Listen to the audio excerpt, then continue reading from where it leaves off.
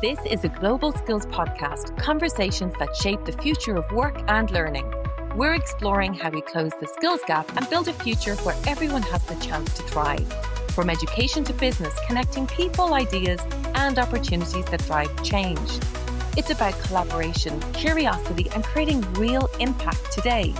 Because every skill learned brings us one step closer to a more inclusive world. The Global Skills Podcast, where learning and opportunity come together. Today's guest is someone shaping Europe's digital and skills agenda at scale. I'm joined by Federico Menna, Chief Executive of Digital. Federico leads one of Europe's most influential innovative ecosystems, bringing together startups, scale-ups, universities, corporates, and policymakers around talent, technology, and trust. As part of this mission, Digital partnered with Vodafone to power the D Academy, a digital skills platform designed to scale access to future-ready capabilities across Europe. This collaboration is a strong example of how ecosystem partnerships can accelerate impact when complementary strengths come together, combining innovation, infrastructure with skills technology to serve learners, organizations, and Europe's broader digital ambition. In this conversation, we'll explore Europe's digital future, the role of skills in competitiveness, how platforms and partnerships unlock scale, and what leaders need to focus on next. If you care about innovation, talent, and building sustainable advantage through collaboration, this episode is a must listen. Let's dive in. You're very welcome, Federico. Hello, Vanessa. Hello, everyone. Thank you so much for having me. It's a pleasure to be here. I would love to start very early on because the role that you're in right now, and I believe it's where many organizations are going towards having ecosystems. Could you maybe start off and tell me a bit about your early career and what led you to the role that you're into today? Yeah, with pleasure. Well, I'm an engineer, first of all, telecommunications engineer. So I really love technology and I was exposed to technology throughout my career. The first part of my career was at Vodafone. So I graduated from university on a Master of Science in Telecommunications Engineering. And then I landed at Vodafone where I was in charge of the innovation on the radio access network. So concretely, it meant that I was part of the team that was bringing to the market the new technologies that we are using on our everyday life. From 3G plus when I joined, then later 4G and the evolutions of 4G. And obviously, that was probably the best place to be for my background. Nevertheless, at some point, I had the opportunity to join EIT Digital back then, currently 28 Digital, an organization that was built by the European Commission with the mission of bridging the gap between the strong European research and the market. So they created several organizations focusing on different verticals. Obviously, EIT Digital was the one dealing with digital technologies.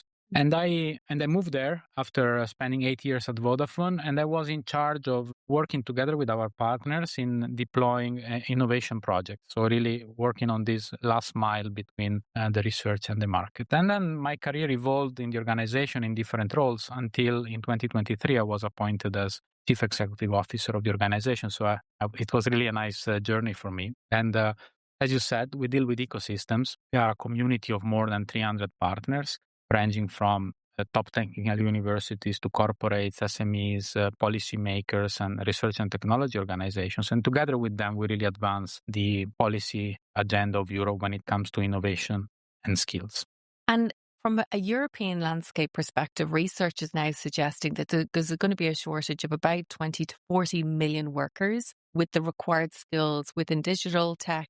How are you proactively working with your partners on closing that skills gap? Well, indeed. First of all, it's a great challenge we have, and we work on 3 levels. So starting from I would say the higher level, through our master program, we build the future leaders, those people that understand technology, but also understand what to do with technology. And essentially, our master program is a double degree in engineering or computer science, depending on the country, which combines the technical education, pure STEM education, with innovation and entrepreneurship education. And then with mobility between different member states, with summer schools. It's a very dynamic program that really builds a generation of leaders that understand how technology works, but also understand how to make an impact with technology in economy, but also in society. So that's the first level. And here we also need to consider that we need to build talent, but actually this program and the fact that this program is run in Europe makes it also very attractive for other citizens of the world And we also should be a bit more proud as Europeans to promote this type of programs because Europe is a very attractive place to live and work. Second, the skill part. So how to make sure that those professionals that are already part of the workforce and those that are already working for a number of years can keep the pace of digital technology evolution, which is probably one of the fastest and the most complicated in a way technologies to keep the pace with because it's really evolving as we speak. So through our professional education, we really take professionals and we help them keeping the pace with the digital transformations with the different type of upskilling programs, which can be generic, for example, AI or cybersecurity, or applied to specific industries. I don't know, food industry, for example. And third, which is maybe a bit less about the skill gap, but is still very much linked to what Europe needs, is also about providing a basic understanding of digital technologies at every level of economy and society. Because even those people that are not working, or even those that are working in roles that are maybe not directly exposed to technology, they all need to have at least a basic understanding of cybersecurity, of AI, of, let's say, networking perhaps, because in the end, whatever we do in our life is touched by technology one way or the other, and especially by digital technology. So we really believe that the knowledge, the basic knowledge should be with everyone. Yeah. And I think as well, a lot of people are realizing that we need to go right back to as the earliest age as possible that we can in terms of educating the next generation. How are you currently forecasting the areas to develop educational on? What sort of research do you do to produce programs that you know are going to future-proof talent within organizations or for these master graduates that come to 28 Digital? Well, that's indeed an interesting question that you ask because at the pace technology is evolving, as we just said, it's also difficult to predict exactly what we will need. As I often say, we are preparing students for professions that are not existing now. So, I mean, just to make an example, I mean, an Uber driver was not existing a few years ago, and that's a very simple job category that the driver was there, but with Uber you need to understand, and that's a very simple example. But there could be, I don't know, drone pilots. There could be all kind of new roles that currently are maybe when we think of them, we feel they are normal, but they are not. Especially when you when you were thinking about these roles maybe 3, 5, or 10 years ago. So how to make sure that we are targeting the right skills? Again, I think we should at least work on two different levels. The university education is still crucial to understand, the basics of mathematics. I'm talking about STEM, obviously, here, the basic of mathematics, of engineering. But the specializations need to evolve because sometimes if you just know technology, okay, you can have a specific career path. But if you want to have an impact in society, probably you need to apply it somewhere. And that's why we are very dynamic in developing new specializations. For example, in 2022, we had the idea of deploying a new master as part of our data science track in the master program about emotion AI. So effectively preparing students or future graduates that would know how to deploy technology systems that are reacting to human emotions, which, of course, with technology being more and more pervasive in our life, it's important to consider. Of course, there it was based on input we received from our partner universities, but we also do our own research. Beyond university, we talk to our corporate partners, also to the SMEs. I think our strength is that we have a large community, so we can get input from everyone, and we get input from the private sector, which we call the makers, but also from the shapers, so those that are making the policy, the rules for the future. And by getting all these inputs and combining them, typically we have a good vision of what's going to happen. And then the key word is flexibility. And that's also probably where the shorter programs, the micro-credentials, are coming into play, that will allow, when you have a solid basis, are allowing to get the specific knowledge and skills that you need to succeed in the future developments of technology. You touch on a really good point because I know the European Commission, they're all encouraging lifelong learning. And up until very recently, it was degree, masters, but the explosion of micro-credentials and you've probably seen recently with Coursera and Udemy that the market is starting to consolidate around e-learning, micro-credentials. What do you see as the value of a micro-credential to lifelong learning? And do you have any predictions of where you think the industry is going to go in the coming years? indeed, the industry is consolidating. Obviously, when something new pops up or something existing gets an acceleration, also the risk is that we create a hype. And I do think that for micro credentials or similar, at some point we went through a sort of hype because everyone was providing trainings, and maybe also the quality was not always the ones we need and we want. Where do we go? I do think the key would be to have the industry involved. Like in the US, I think Google, Microsoft, and a few others, really, it's now a few years that are deeply involved in the micro-credential world. In some cases, even too much, in my view, because sometimes you have the feeling they want to replace universities. I do think these are two different worlds that need to be combined and really reinforce each other rather than replacing each other. In my view, what Europe needs to do, especially when I look at Europe, is really to have the private sector more involved to drive the needs from the ground, let me say, and that's probably also the big difference we have with the US, where we have these big players that for many years now are really involved. I also think universities need to be more agile and adjust their programs to renovate the programs. It's super important, but again, the two worlds need to work together. And then you touched a very important point before that I didn't mention. We also need to start early on, so high school, primary school. Even at those levels, we need to start introducing digital skills and digital trainings early on, because the earlier, the better. Yeah, absolutely. It gives the advantage, and it's much easier to learn fast when you're a child compared to mid-career. Area that we've worked closely with 28 Digital on around development of this idea of a global skills language, because up until very recently, we relied on maybe just ESCO or just ONET in America. And then in the last few years, universities have started to build skills taxonomies. And now companies within industry, as well as the big players like LinkedIn and Coursera. And so you've all of these multiple skills taxonomies and ontologies. And with the support of 28 Digital, we were able to build an exchange doesn't matter where you are in the world, you can have your current life skills taxonomy. And the reason I bring it up is you traveled the world a lot. I see your posts on LinkedIn. You meet lots of governments, universities all over the world. How important do you think it is that we're all having one language around skills and competencies? Or do you think it's not that important yet? It's coming. I would say this is part of the consolidation. Also, we were talking before.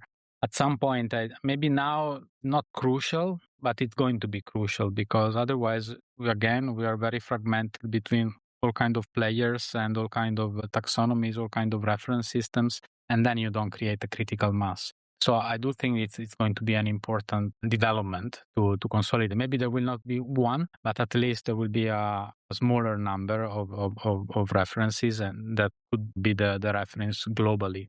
Having only one, maybe it's too ambitious, but at least we should consolidate indeed, because otherwise, everywhere you go, you meet a different person using a different reference, and then it's not going to work. Also, it will not be really exchangeable. And as I said, especially for Europe, having 27 member states, already having a single approach at European level would be important. But also when we want to position Europe as a place to land for future talents or for workers or for companies. Again, if we present ourselves with 27 different systems, probably we are not very strong, while we could be if we have one single reference for education and skills. There is a real lens on Europe right now, isn't it, to advance innovation and really support the entrepreneur with one common framework. I know you recently changed your name to 28 Digital. Do you want to give a bit of context as to the reason behind the new name?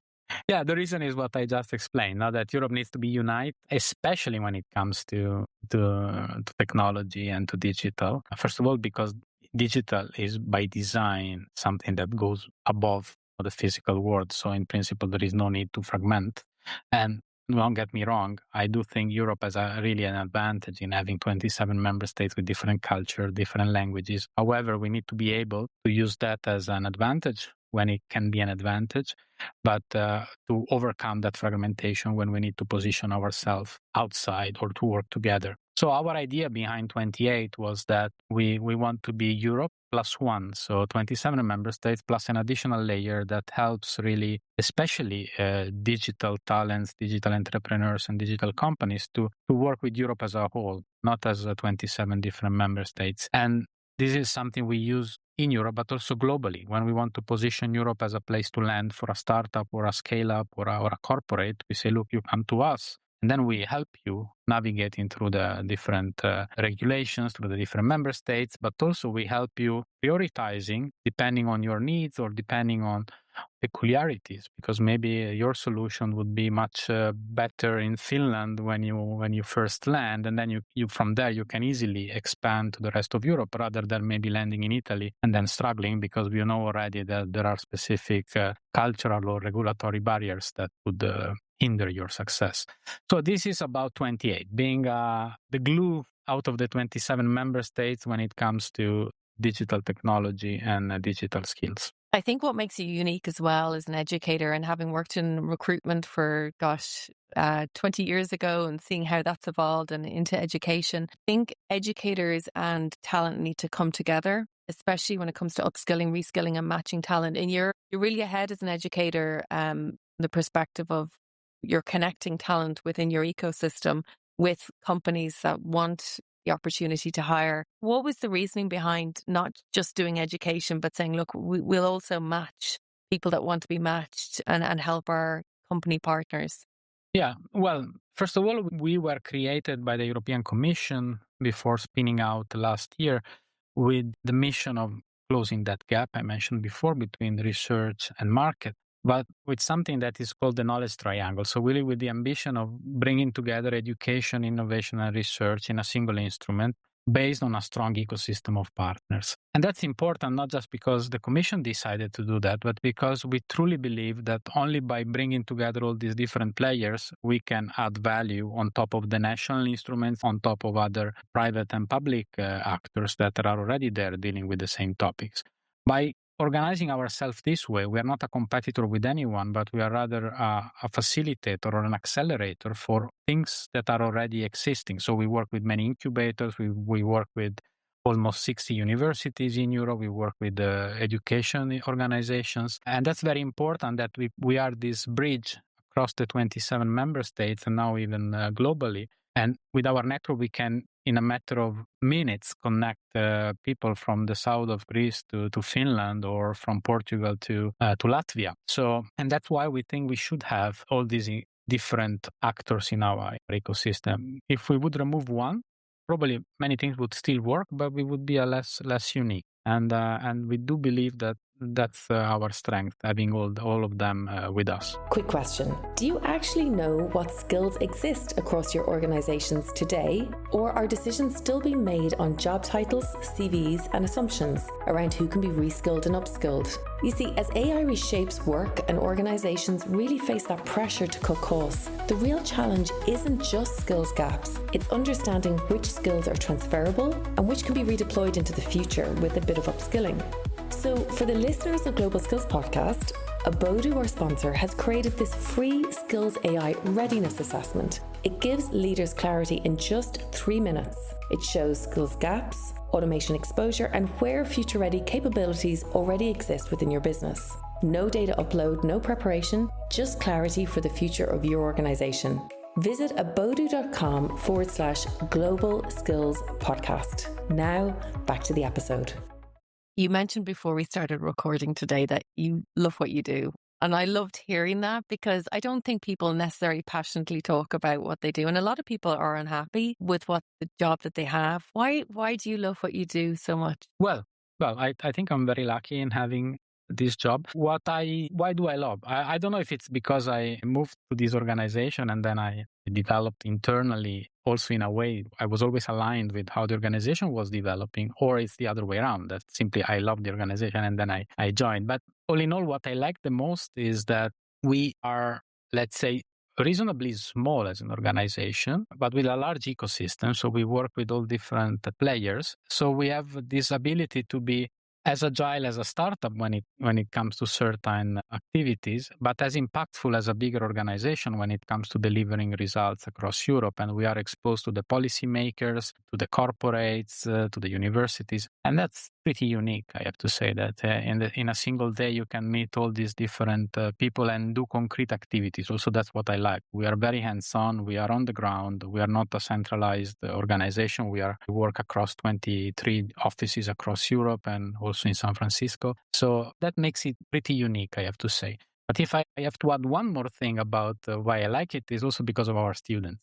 Our master program develops this new generation of leaders knowing technology and business, as I said before, but they provide such an energy when you have the chance to meet them. They are about 300 every new cohort, and they are extremely good. They are building companies. They are making brilliant careers in established organizations. And especially when they come together, they really give you such an energy because they make you very optimistic about the future of Europe when you see them in action. And if you were to take a magic wand and wave it, what would you love to see happen in Europe when it comes to skills and education? Well, I would love to see the result. Then I would need to find maybe something else to do for our organization. But I would really like to see Europe as a place, first of all, where I don't think we lack talents. We need more because we need them and because we are not enough. But I would really like to see Europe as a global benchmark for digital skill and education. Not only like the one that is producing the talents for the rest of the world, but really a leader that sets the pace for the rest of the world, where people could get a very good education, but they could also develop after education, having successful careers in companies that would also develop themselves in Europe, but also creating companies that can become global players with strong roots in Europe. And currently, we have all the ingredients, but sometimes we see that the end result is happening somewhere else. And that's the part that I would like to change. And by that, you mean talent is leaving Europe once they're educated, or what do you mean by somewhere else? Yeah, well, talent are leaving often, but also, or maybe they are creating companies that at some point, if they want to grow, they need, or maybe they are encouraged to leave because the money is somewhere else. And as long as money is the main driver, probably this would be the trend. However, as we are learning, Europe has way more assets than we think, and we should use those assets in a better way. And I do see progress in that direction. Also, the difficult geopolitical context is helping in a way because Europe is positioned as a very safe place, a place where you can have a good quality of life, where you can enjoy a very nice life without wars or things like that. Even if wars are very close to us, but still it feels very safe, and it is very safe in my view. So it could be that this context, even if it's not the ideal one, somehow helps Europe in positioning itself as a global place to land. And I know that you have your finger on the pulse in the Middle East in terms of the advances that they're making in AI. I'd love to ask you, in the context of Europe, what impact is AI having at the moment for the work that you do and the work that potentially you might do globally? What knowledge can we bring back to Europe to give us the competitive edge when it comes to AI and automation in different industries? I was reading there about the insurance industry that you're doing work in. What can we do to make a difference so that Europe can really stay ahead? Yeah.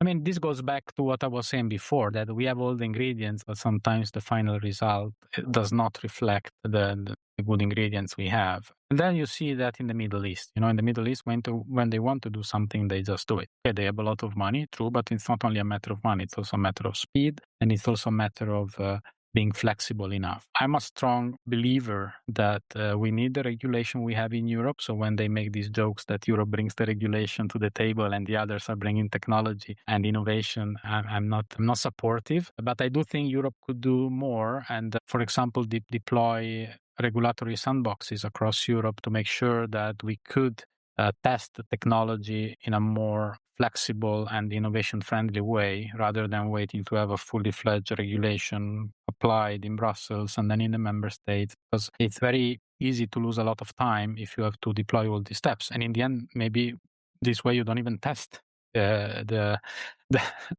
if the way you are following is the right one. While with sandboxes, you can really play in a controlled environment. You can immediately know whether what you are doing is within the boundaries or outside the boundaries of the sandbox. If the result is good and nobody was harmed and data is protected, then you can probably scale it much faster. Again, maybe making use of the diversity we have in the member states. Maybe there are member states where a sandbox on autonomous driving would be more suitable than a sandbox on health data, for example. So I do believe that this is something where we could compete, because also if you look at the Middle East, it's not huge, but Europe is a huge market, but it's fragmented. The Middle East is evolving super fast, is investing a lot. They have a clear vision of where they want to go, but they also look at Europe as a benchmark for many things. And this is an advantage we have and we should use more. Agree. We have many leaders that listen to this podcast, and it's a very tough time to be a leader. You could say as well, there's lots of opportunity with AI, but a lot of them are having to make tough decisions about cuts or automation or redeployment of skills. Are there any words of wisdom that you would share with leaders listening into us today, and also the role that L&D or education can play in any of that decision making? Yeah, actually, when you were asking the first part of the question, I was thinking at the answer, and actually it is included in your second question. My advice would be to never stop investing in education and skills. That's really the most powerful weapon we have. In the end, technology, maybe we can argue about it, but in my view, technology is not creating job displacement. As we said at the very beginning of this conversation, we were saying we lack the talents we need. So the real point is really to combine building new talents, attracting talents, but also upskilling our citizens and our workers. And if I were a leader of, let's say, a corporate, I would never stop investing in skills. I know sometimes it is perceived as a cost, but in reality, it's not a cost. It's really an investment for the future. And we should also invest in flexible learning frameworks that are really teaching what is needed. Maybe also the way trainings are deployed currently is way more flexible, short trainings with really day-to-day implications that you can test, not really this academic top-down education, which is very important at university level, but then it needs to evolve.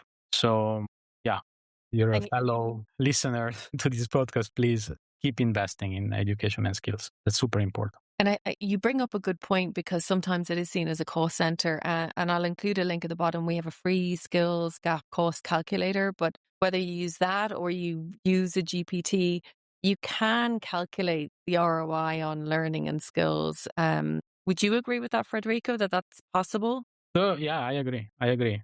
And it's not only the ROI, but it's also the trend. Even if the return is not coming tomorrow, definitely you will see it in a few years. And there is something more, if you start replacing workers with technology, beside the fact that you will have gaps in other parts of the organization because you will not have the right people where it matters, but also you will create a negative spiral with your employees, and you will have the best ones leaving because you are not investing in skills. So in the end, on top of upskilling your employees by providing education and skills, you also create a much stronger belonging to the organization, a much stronger link with them, and they will stay with you and they will push the company forward. So that's also let's say, a sort of side effect, in my view, of investing in skills.